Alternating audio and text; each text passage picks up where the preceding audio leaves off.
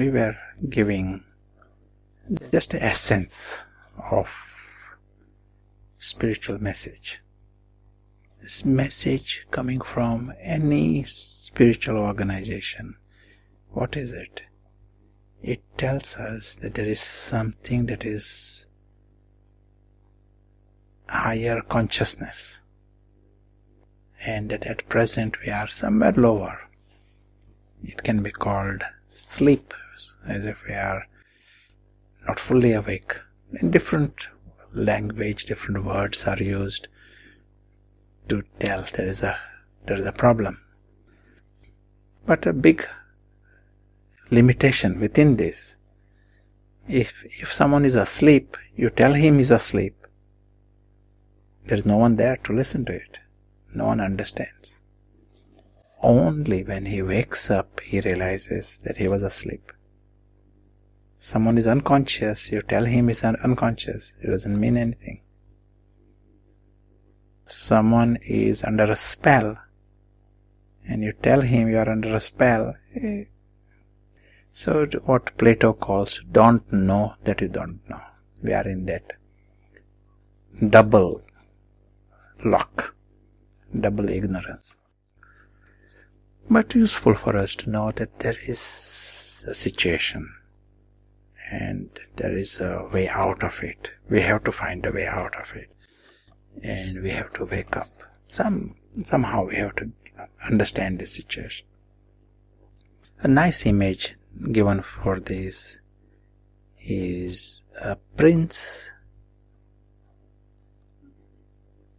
has forgotten he's a prince, and he thinks he is a beggar. So he is not asleep, but he is as if under a spell, and he thinks he is a beggar. And someone comes and tells him, you are a prince. He says, I'm a prince. Thank you very much. But have you got a coin? So he hears the words in a prince, but he is deeply entrenched in the beggar awareness. And what is happening in the beggar awareness? Whenever he gets coins, he is happy. When he loses the coin, he is unhappy. Beggar can be very happy also, because he is getting 10 times more coins. So he is very happy. But it's a beggar life and beggar consciousness. Huge difference between a prince and a beggar.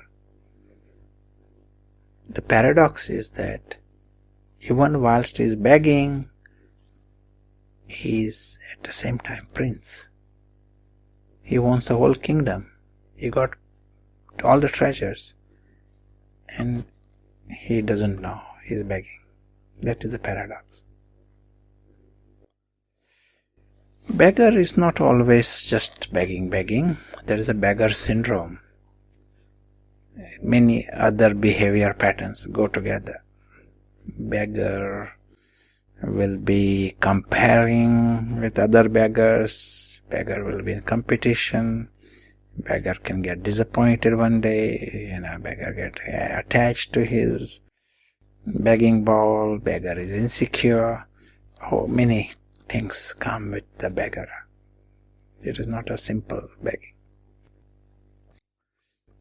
King and the prince, their life is different. Their mind is different. They don't have this behavior of beggar. They are not subject to beggar syndrome. Their life is celebration and dance and happiness and charity, giving. Happy, love, that is the life. Prince comes here, he is giving, helping some organization, charity goes. He is not there to take anything. He is full. Prince knows he is full. What is the spiritual equivalent? The whole spiritual knowledge tells us that right now you have big treasures. When we say soul consciousness, this language, it really means you are a prince. You are an eternal prince. And you got big treasures eternally. When he forgets he is the prince, he is under the spell, he is begging for love, begging for happiness, begging for security, begging for life, health, and begging for some respect, some position. He is begging for the things he already got. But he is under the spell, and someone can tell him, "You are a prince." He hears it, but his attention is on the begging bowl. He is looking. So this begging manifests in many ways within us also. If the prince is not awake, the begging will manifest. One manifestation of this can be begging for virtues. The other should be showing virtues. Begging. Prince comes. Prince is not concerned whether some people in Cambridge are misers. Prince is not concerned. But beggar will be bothered by this. Some are misers. Because it is his problem. So also different virtues, different manners. If someone hasn't got manners, it is his problem. Someone hasn't got any, someone gets angry, someone is intolerant. It is their problem. It is not your problem. Someone is a miser, it is their problem. But if you are begging for some manners, then it becomes your problem also. So this is an area we have to look at. Is the life of a prince or is the life of a beggar? There is a huge difference between the quality of life between the prince and a beggar. Everyone wants good quality of life. But if their awareness is of the beggar, if they are under the spell, even if they have a position and wealth and millions and billions and cake, they are still beggars. They are still subject to the beggar syndrome. And they are experiencing the lowest quality of life that is possible. Inner life is cheap. Beggar. Same person has a choice to wake up. And wake up necessarily means discovering the reality beyond this beggar spell. So what happens when a prince is awake? In this case, in our case, prince is the soul, angelic soul. He discovers that his world is different and he is temporarily a guest here.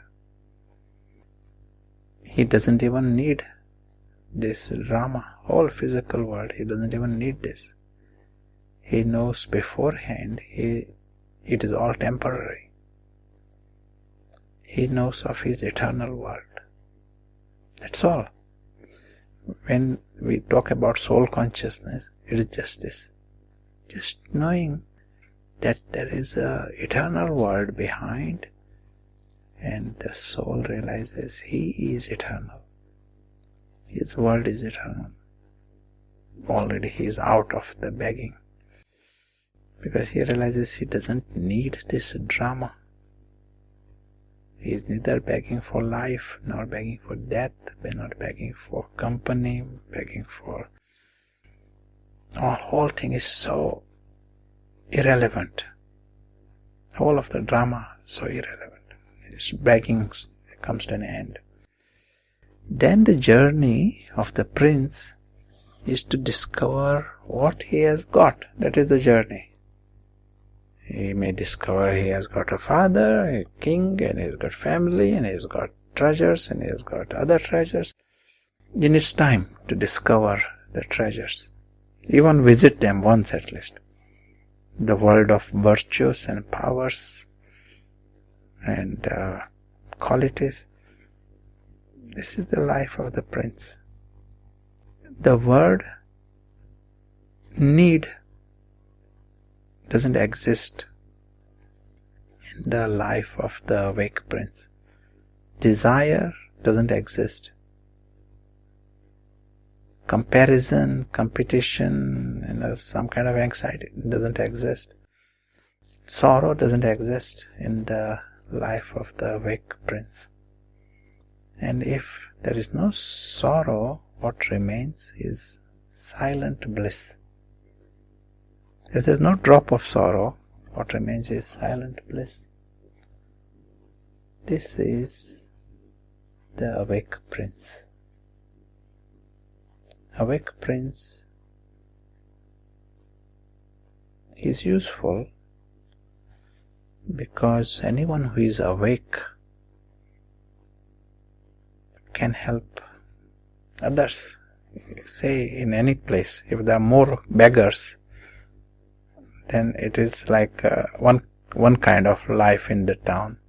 If there are more princes, it becomes a kingdom, different kingdom. These princes, they are also princes in character, royal in character. They are princes who are noble. They know that at every level, every aspect, the world is full. God himself is their father and companion, family of princes. This is what awake prince knows and experiences. That's why he knows deep inside he's lucky. He has got everything and he has got the best forever. And when he does visit this temporary theater, he needs nothing. This temporary theater, plastic world, has got nothing to offer to him. He knows this. But he also knows his heart, knows he loves everyone, and he has got something very precious to offer to the others. With this attitude, he is happy to come. His thoughts, his words, his attitude can be useful for others. He knows this. Om Shanti.